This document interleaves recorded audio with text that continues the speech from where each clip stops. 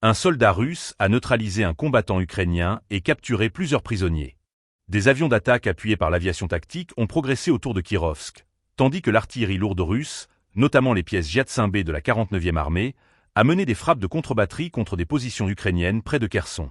Abonnez-vous et partagez cette vidéo pour suivre chaque opération clé de ce conflit qui redéfinit chaque jour les équilibres militaires. La journée du 10 septembre a été marquée par une succession d'actions militaires illustrant l'intensité du front. Les frappes russes ont visé des objectifs stratégiques destinés à réduire la capacité de riposte ukrainienne.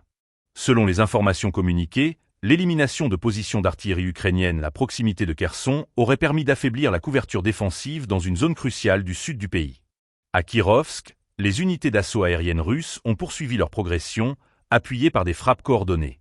Cette avancée s'inscrit dans une stratégie plus large visant à grignoter progressivement le terrain et à réduire les marges de manœuvre des forces ukrainiennes.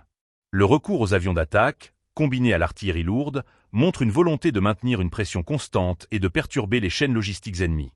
La capture de combattants ukrainiens constitue un autre élément clé de cette journée.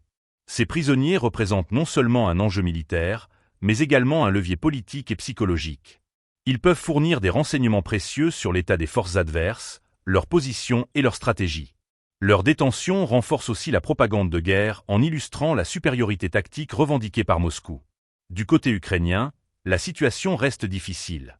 Les frappes ciblées sur les pièces d'artillerie près de Kherson compliquent la défense déjà fragile de la région. Les contre-offensives annoncées se heurtent à la réalité d'une puissance de feu russe concentrée, capable de neutraliser rapidement les points d'appui essentiels. Cette dynamique pose la question de la capacité de Kiev à maintenir une résistance durable sur plusieurs fronts simultanément.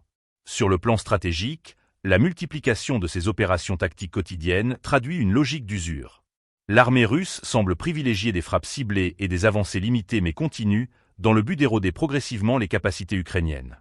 Cette méthode, moins spectaculaire qu'une percée massive, pourrait néanmoins s'avérer redoutablement efficace à long terme.